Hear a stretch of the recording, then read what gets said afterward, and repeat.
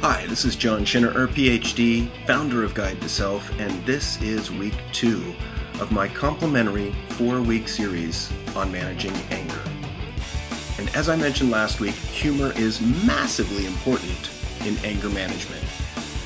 So with that in mind, here is my list of the top 6 reasons that my family just may be slightly dysfunctional. Number 6. Our vacations are planned through AA instead of AAA. Number 5. My mother and 9-year-old sister always fight over the last beer. Number 4. In the middle of our family reunion, the FBI cut the power to the ranch. Number 3. Bikers next door always complaining about the noise. Number 2. Our family discussions usually begin with, "Put the gun down." And the number 1 indicator that my family may be dysfunctional, I had to buy separate Mother's Day cards for each of Mom's 47 personalities. All right, so there's a quick laugh for you to put you in the mood to learn something new. Now, in my work with the emotional mind, every successful person I know has found ways to quiet that lizard brain, the emotional part of the mind.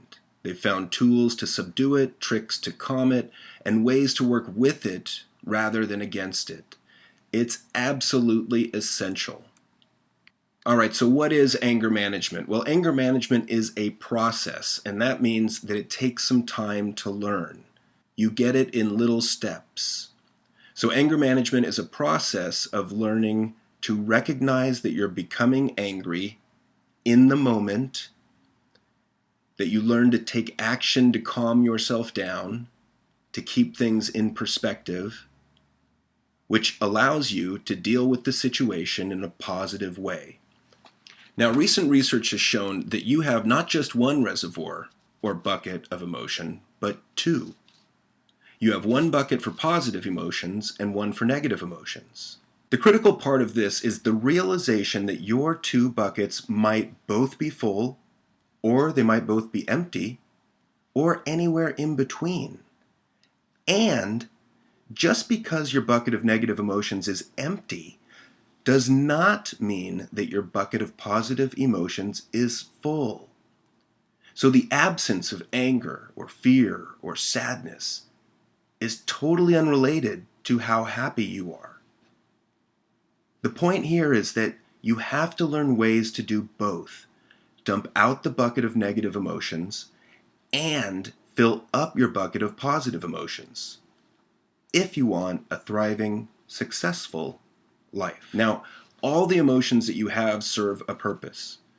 Negative emotions like fear, anger, sadness, they tend to narrow your attention to a very fine point. They help you to focus on clear and present dangers, to attend to detail, and to motivate you to act, to remove obstacles between you and your goals. What we didn't know was if positive emotions have been selected by evolution to continue in our species, what purpose do they serve? Why do we have positive emotions? Why do curiosity, awe, and contentment continue to exist? Nobody could figure this out until a few years ago. A brilliant researcher whose name is Barbara Fredrickson at UNC Chapel Hill. Barbara came up with the broaden and build theory of positive emotions. And this theory states that positive emotions expand the ways in which you can think and the ways in which you can act. So you can think outside the box and act in new ways. So if you want to make a change in your life, it's tremendously helpful to stock up on positive emotions to fuel this change. One more thing, positive emotions also act as a hidden reset button for the negative effects caused by anger, sadness, and fear. You see, all of the major negative emotions lead to bodily changes, like an increase in your resting pulse rate, an increase in your blood pressure, and an increase in the amount of stress hormones like cortisol that are released into your bloodstream. Amazingly, positive emotions undo all of these physiological changes. They help you to return to a resting, relaxed state of being. Basically, they are the off switch to the fight or flight response.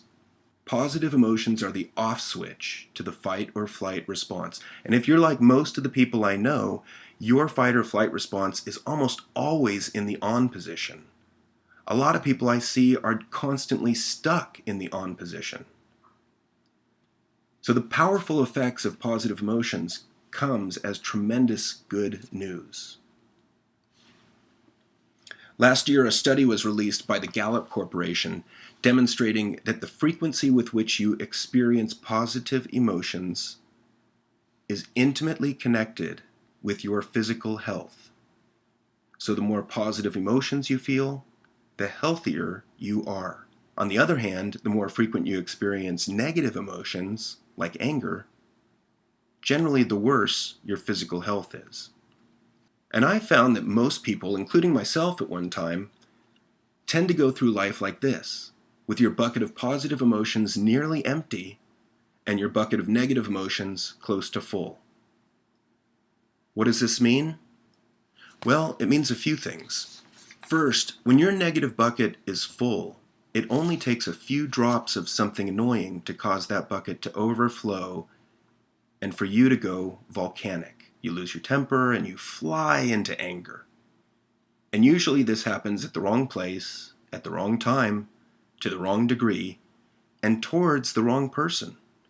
Rarely do you get angry in an appropriate manner at the right person with whom you are most upset.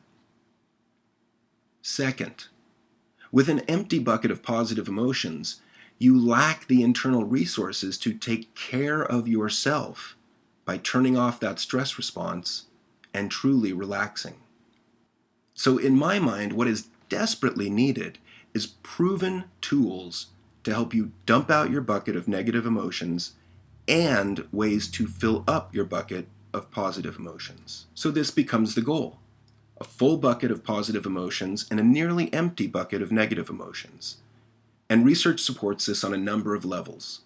There's now converging research showing that the goal for a thriving, flourishing life is 3 times as much positive emotion as negative emotion. Your health, your success, your happiness, all related to how much or how frequently you feel positive emotion as compared to negative emotion. And the goal is to spend 75% of your time in some sort of positive emotional state. It might be mild contentment, might be pride, could be awe, curiosity, love, joy, and so on. And then the other 25% of your time is spent in negative emotion. And when I started this work years ago, I was the opposite of this 3-to-1 ratio. I spent the majority of my time dwelling or mired in negative emotions. Now, I'm proud to say, I experience vastly more positive emotions in my life.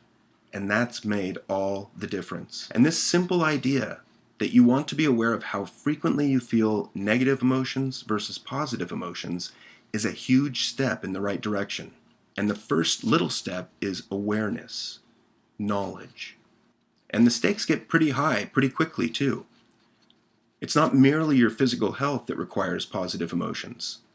It's also your relationships. It's also your success at work. A huge study a few years ago by Ed Diener showed that success follows happiness. Let me repeat that because it's so important. Success follows happiness. It's not the other way around. Most people believe that happiness comes after you're successful. It's the other way around. As you make yourself happier, more people enjoy being around you. As you are with more people, you're in place for more opportunities. More opportunities equals a greater likelihood of success. So success follows happiness. All right, that's it for this complimentary video on anger management. Please feel free to leave your comments below this video, and the link is there if you are interested in the complete 10-week anger management course. It's available at drjohnsblog.wordpress.com/video-5/. This is John Schinnerer, Ph.D. and founder of Guide to Self, signing off.